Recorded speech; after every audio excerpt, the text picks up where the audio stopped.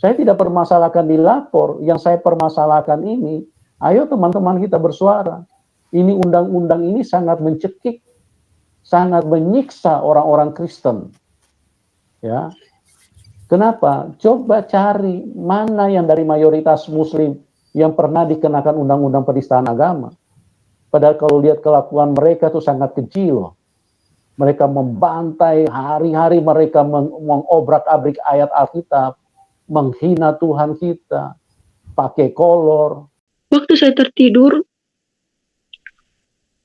saya seperti mimpi tapi tidak mimpi. Nyata sekali. Saya kok melihat awan. Tiba-tiba dari awan itu muncul kaki. Kaki yang begitu kotor. Tiba-tiba turun dari awan itu utuh satu badan. Kotor sekali. Dia pakai kolor.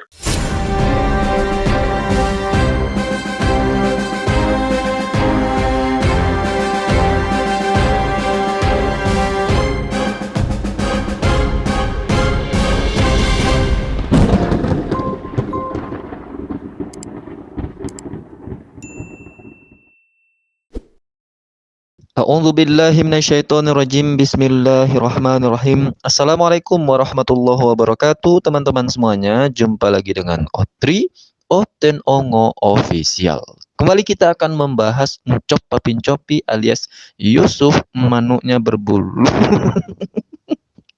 Ini kalau sudah membahas Encop Papincopi, sahabat, maka hormon-hormon tertawa kita itu nggak akan bisa kita tahan.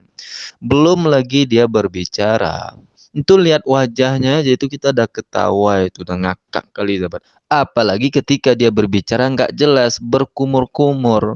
Ini orang yang mendapat label pendeta ya, tapi pengajarannya itu kayak anak TK, sahabat. Jadi ketika dia berkhotbah itu atau menyampaikan sesuatu di hadapan para jemaatnya, dia menganggap jemaatnya ini atau para pendengarnya ini adalah orang-orang ongo. Padahal yang ongo itu adalah dia. Udah jelas kesalahan di depan mata, tapi si ongo masih menganggap itu benar. Nah, itulah si ongo ini. Dan satu lagi, sahabat, di sini dia melakukan fitnah keji terhadap umat Islam, dan bahkan dia mengatakan umat Islam ini keji. Padahal yang keji itu dia, yang menyebarluaskan video keji itu dia, tapi yang dituduh kita, sahabat. Oke, tanpa perlu berlama-lama, mari kita saksikan video keji yang mengkejikan berikut. Apa yang tidak kenal pendeta Gilbert? Nah, pendeta Gilbert sebesar itu, yang punya kapasitas yang boleh dikata yang terbaik di Indonesia, toh dia begitu ketakutan, ya, sampai langsung datangi JK sampai cium tangan.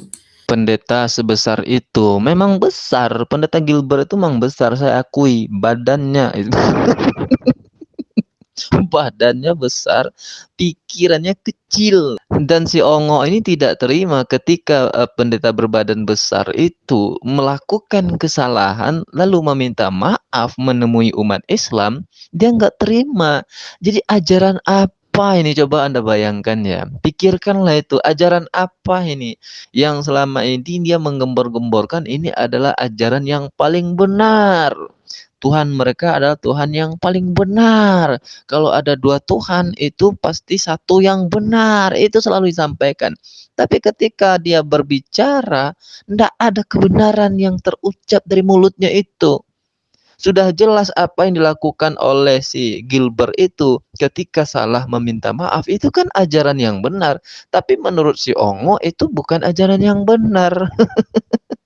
Menurut dia yang benar itu adalah Gilbert lumayan dong, hinalah Islam itu, hinalah ibadah Islam itu, ejek saja mereka dan tidak perlu minta maaf. Ah, itu ajaran yang paling benar menurut Encop Papincopi. Ongo ya.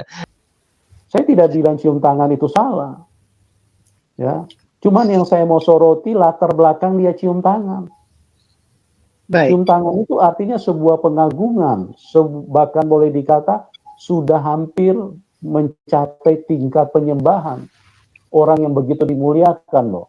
Ini ongok juga nih kalimatnya sahabat. Ini lah kalau mereaksi sincopa pincopi ini hormon-hormon ketawa nggak bisa diikat ya. Katanya di awal tadi adalah mencium tangan itu saya tidak menyalahkannya. Saya tidak menyalahkan itu. Jadi si ongok tidak menyalahkan mencium tangan. Tapi ujung-ujungnya dia mengatakan bahwa cium tangan itu sudah sampai pada penyembahan. Ah, kan ongok itu. Makanya ini yang saya katakan orang ongok tak tahu diuntung, sahabat. Dia ongok tapi pura-pura cerdas. Nah, ini terpengaruh nih orang ongok juga nih berkomentar. Nah, ini nih contoh orang yang sumbu pendek kena sama ucapan copa pincopi, sahabat ya. Ini saya tandai ya supaya jelas. Setuju katanya. Nih, setuju cium tangan sudah pemujaan. Cium tangan sudah pemujaan. Berarti Anda ya, terutama para oten yang cium tangan ayah dan ibu Anda itu berarti Anda melakukan pemujaan itu. Karena apa? Apa yang melatar belakangi Gilbert itu sampai melakukan itu? Karena dia begitu ketakutan. Begitu ketakutan dengan dikenakan oleh undang-undang penistaan agama ini. Dia sudah cium tangan, dia sudah minta maaf, juga masih Dia dilapor. sudah cium tangan, dia sudah minta maaf. Masih juga dilapor kata si Ongo. Ya kan kita sudah bilang permintaan maafnya diterima. Tapi kesalahannya itu yang melanggar hukum itu tetap diproses. Saya nggak habis pikir ya. Kan udah jelas salah itu pendeta Gilbert. Bukan kesalahan pendeta Gilbert yang mereka bahas, tapi adalah undang-undang penistaan agamanya. Undang-undang penistaan agama itu muncul karena terlalu banyak para penista, dan para penista itu munculnya dari para oten. Nah, itu makanya muncul undang-undang itu. Lalu mereka memprotes, umat Islam tidak ada yang kena undang-undang penistaan agama ya, karena memang kita nggak pernah menista. Lagian kalau kita berbicara itu berdasarkan fakta. Nah, ada satu contoh lagi, dia menuduh kita ini selalu mengatakan Tuhan mereka itu pakai kolor, sahabat, ya. Tuduhan dia.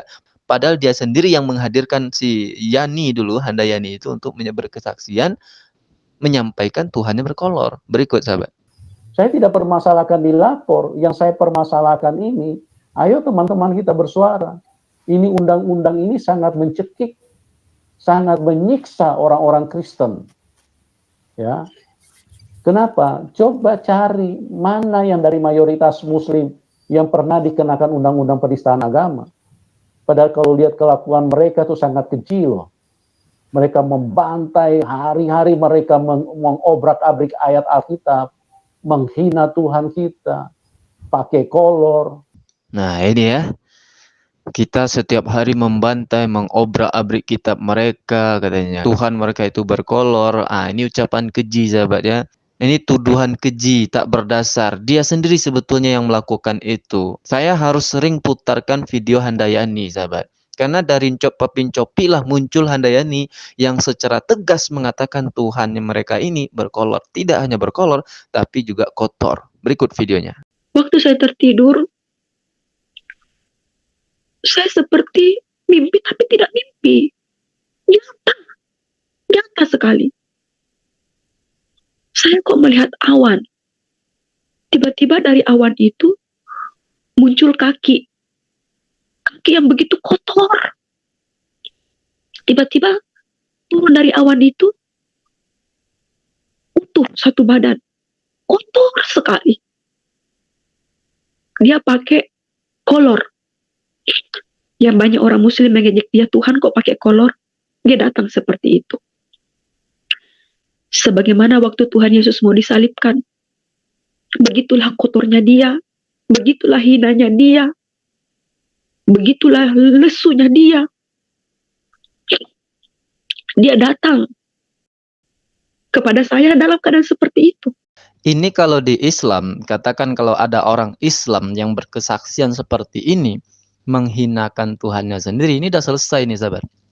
Tapi di Oten tidak akan pernah mereka laporkan itu. Yang pertama karena memang faktanya demikian. Kan dia sendiri yang katakan tadi, Yesus itu pernah berkolor. Kapan? Ketika dia mau disalibkan. Itu kan kata dia tadi.